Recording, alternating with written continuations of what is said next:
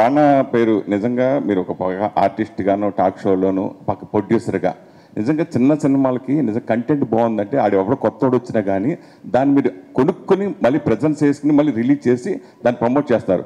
ఈ మధ్యకాలంలో సినిమాలు అసలు లేదు పెద్దవాళ్ళు రారు చూడరు వాళ్ళు సపోర్ట్ చేయరు అని ఇలా రకరకాల కామెంట్స్ వచ్చినాయి కదా, దాని గురించి మీరు ఏమంటారు?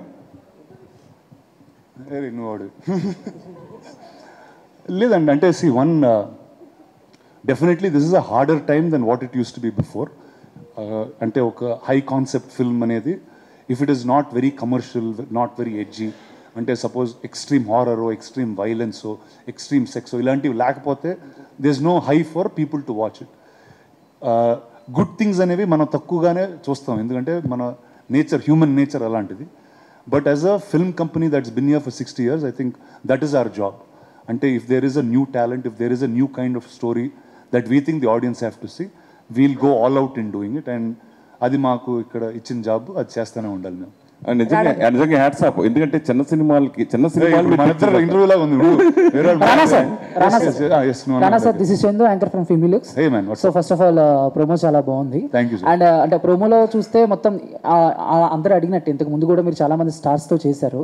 బట్ ఆ స్టార్స్ గురించి ఆల్మోస్ట్ అందరికీ తెలుసు. బట్ కొంతమందికి చాలా పాన్ ఇండియా స్టార్స్ కానీ మన తెలుగులో స్టార్ హీరోస్ కానీ వాళ్ళు చాలా రేర్గా వస్తూ ఉంటారు ఇలాంటి షోస్కి. అంటే ఎగ్జాంపుల్ పవన్ కళ్యాణ్ గారు కానీ లేకపోతే రజనీకాంత్ గారు కానీ ఇలాంటి వాళ్ళని తీసుకొచ్చే ప్రయత్నం ఏమైనా ఉందా మీ మైండ్లో?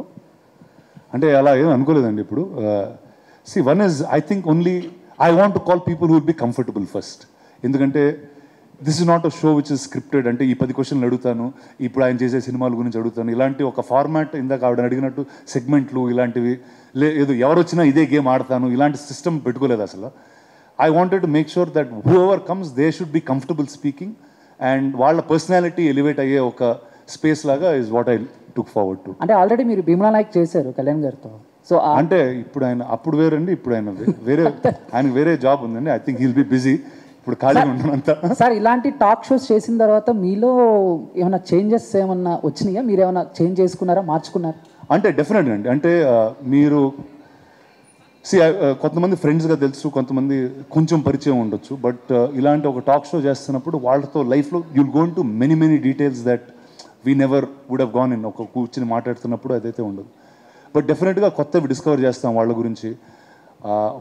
వాళ్ళు మనం చాలా ఇన్స్పైర్ చేస్తారు in different ways. So actually in each of these episodes they will be something that I took back in a very beautiful way for my self.